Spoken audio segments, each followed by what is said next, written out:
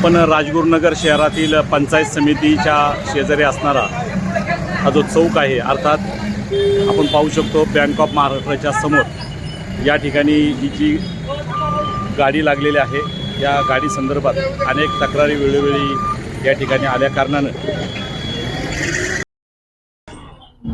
राजगुरुनगर शहरामध्ये आपण या ठिकाणी पाहतोय जे अतिक्रमण आहे, त्या अतिक्रमणावरील जे फुटपाथ आहेत किंवा फुटपाथवरील जे अतिक्रमण झालेले आहेत त्या हटवण्याचं काम चालू असताना इथे नारळाची जी गाडी पूर्वी उभी असायची, तर ती नारळाची गाडीला आदेश दिला गेलाय की ही गाडी काढून घ्यावी आणि पोलीस प्रशासन त्याकरिता या ठिकाणी संरक्षण म्हणून आलेलं आहे।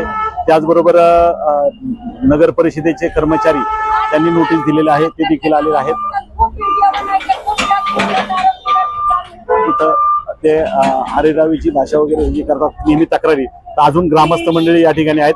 मला सांगा नेमकी काय या गाडी संदर्भात तुमच्या ग्रामस्थांच्या तक्रारी? 2 तारखेला म्हणजे शुक्रवारी दुपारी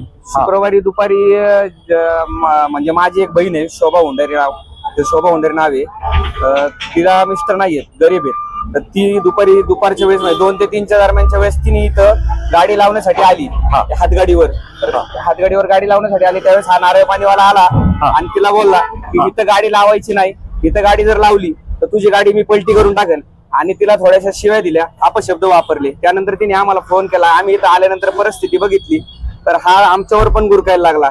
आम्ही मग कंट्रोलला फोन करून पोलिसांना बोलून घेतलं, पण पोलिसांनी FIR दाखल न करता फक्त NC दाखल केलेली आहे। तर त्या NCची एक प्रत आणि आमच्या ताईंचा अर्ज असा आम्ही नगर परिषद मध्ये आपले माननीय मंगेशदादा गुंडाळ यांना हा अर्ज दिला।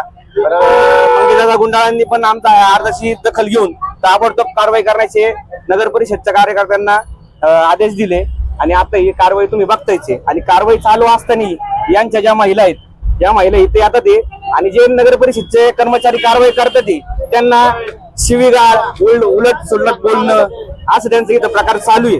म्हणजे ते नगर परिषदच्या कर्मचाऱ्यांना पण ते दाद देत नाहीये।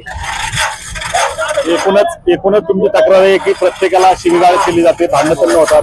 मध्ये जे काही प्रकार घडला त्या संदर्भात सुद्धा बरेच लोकांच्या तक्रारी या ठिकाणी आल्या। याच्या आधी त्याच्या नावाने 2 NC आपल्या खेड पोलीस स्टेशनला त्याच्या 2 NC रजिस्टर आहेत, आणि आज ही जी आम्ही केली ही 3री NC रजिस्टर आहे।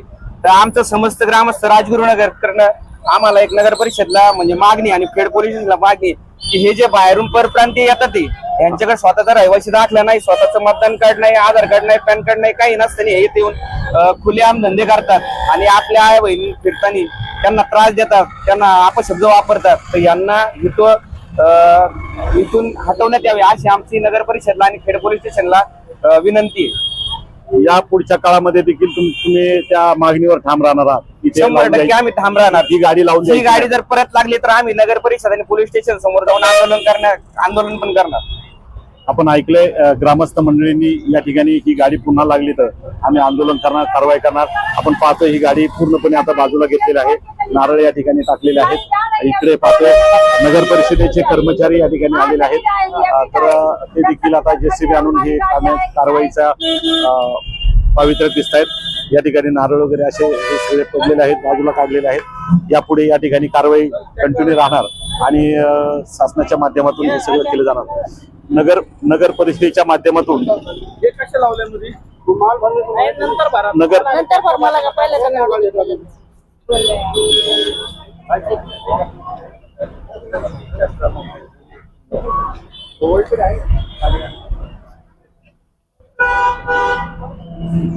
नगर परिषदेचे काही कर्मचारी या ठिकाणी आहेत। मला सांगा ही कारवाई होताना ही तात्पुरती कारवाई का कायमस्वरूपी आहे? जा की बँकेत जा, बँक तिकडे काय त्यांच्यावरती आमच्याकडे तक्रार आली होती, त्या तक्रारीच्या अनुषंगाने कारवाई चालू आहे। या पुढच्या काळामध्ये पुन्हा एकदा गाडी या ठिकाणी आपण पाहतोय त्यांना एक फोन आल्यामुळे ते या ठिकाणी बोलू शकले नाहीत, परंतु आता JCB लावून या ठिकाणी आहेत। ही गाडी छोटीशी त्यांची आलेली आहे, म्हणजे जे पूर्वी नारळ पाणी वगैरे विकायची त्यांची गाडी आली, आता ती गाडीमध्ये ते भरून नेत आहेत। परंतु पुढच्या काळामध्ये या ठिकाणी जो फुटपाथ आहे या फुटपाथवर हे जे अतिक्रमण आहे ते कायमस्वरूपी हटवणार का, तात्पुरतं होणार, हा एक महत्वाचा प्रश्न या निमित्ताने उभा राहतोय।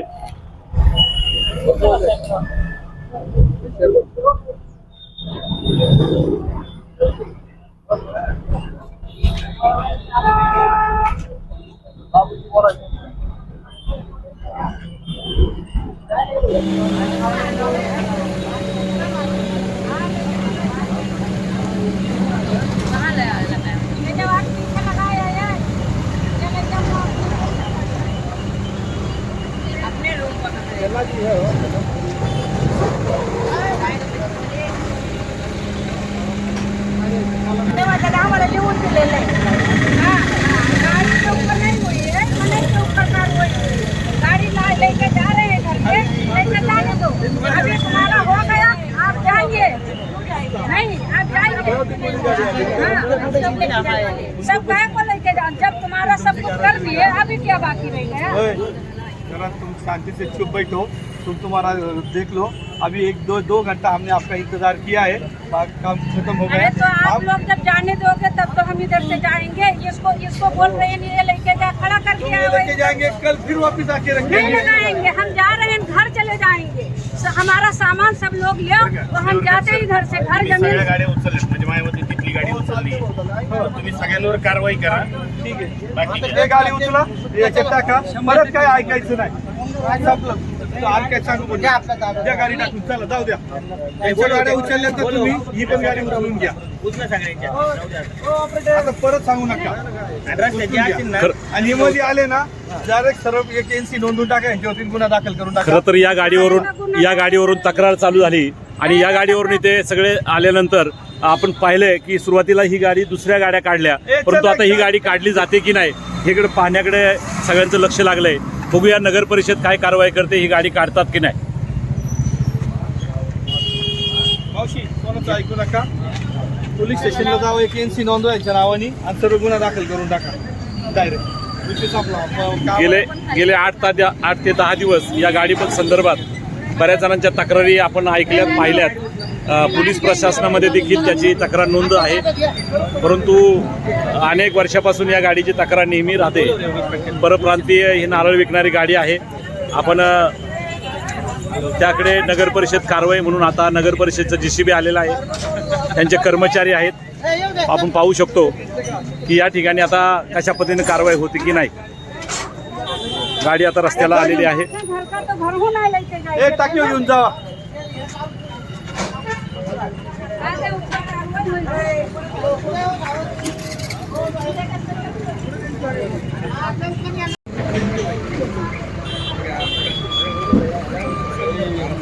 दादा मी 5 मिनिटात फोन करते अतिक्रमणमध्ये.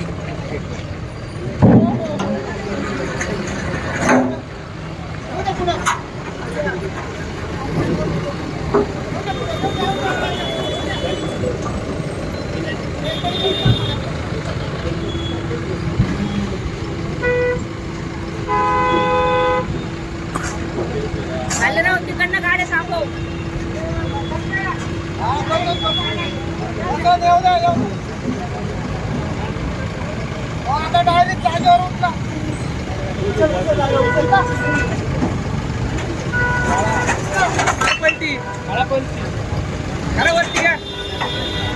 वरती घ्या सगळे वरून पलीकडे